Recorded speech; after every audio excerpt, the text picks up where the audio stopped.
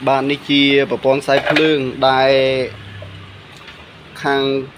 chiêng đầm lang cột sa môn cứ qua đi và bón sai phượng bạn mưa tam chạy xe đay mong phôn lấy ní ban màu đầm lang cột mây nơi hàng chiêng line mà rồi học sập bầm bay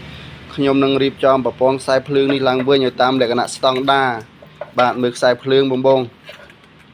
cột rùm rồi nhảy anh nâng hani phơi sầm rạp rồi yun đại chiêng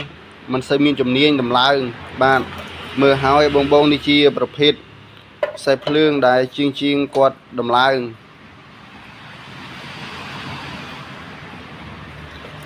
บนไตเตียดขยมนึงเรียบจอมแบบฟองใส่เพลิงนี่ล้างเว้ยเอาสะอาดบ้านตามแหล่งสตองด้า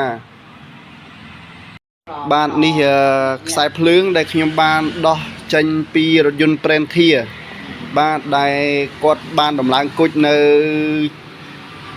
กลายเชียงซามุนบ้านนิจีประปองใส่เพลิงได้ขยมบ้านធ្វើការដោះចេញមកហើយខ្ញុំនឹងដំឡើងនៅប្រព័ន្ធខ្សែភ្លើងសាថ្មីរៀបតាមលក្ខណៈស្តង់ដារសម្រាប់រថយន្តប្រេនធាបានមិនឲ្យមានរញ៉េរញ៉ៃដូចដែលគាត់បានដំឡើងគុជសាមុនទេនេះជាខ្សែភ្លើងដែលខ្ញុំបានដោះចេញពីការដំឡើងគុជសាមុននៅរថយន្តប្រេនធាឥឡូវគាត់បានមកជ្រើសរើសការដំឡើងគុជ LED ចំនួនថ្មីនៅហាងជាងឡែន168ហើយខ្ញុំនឹងរៀបចំប្រព័ន្ធខ្សែភ្លើងជូនរថយន្តប្រេនធាតាមលក្ខណៈស្តង់ដារប្រព័ន្ធខ្សែភ្លើងដែលយើងបានរៀបចំរួចរាល់ហើយទៅលើរថយន្តប្រេនធាដែលបានមកដំឡើងគុជ LED នៅហាងជាងឡែន168បាទគឺយើងរក្សាខ្សែភ្លើងឲ្យតាមលក្ខណៈស្តង់ដារដោយយើងមានការស្រូបនៅកែនខ្សែភ្លើងបាទជៀសវាងការឆ្លង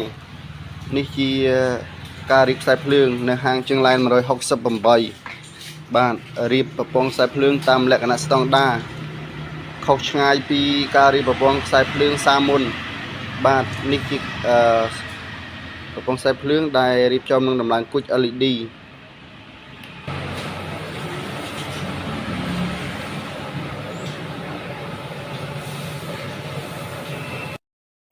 យាយធៀមកតម្លើងគុជនឹងខ្ញុំហ្នឹងតើការដំឡើងគុជពីមុនមកគេរៀបប្រព័ន្ធខ្សែភ្លើងយ៉ាងដូចម្ដេចដោយរៀបដោយយកចិត្តទុកដាក់ឬក៏រៀបប្រព័ន្ធខ្សែភ្លើងដោយការធ្វើប្រហែសសូមធាជួយខមមិនជួយនិយាយប្រាប់មកធាពីមុនម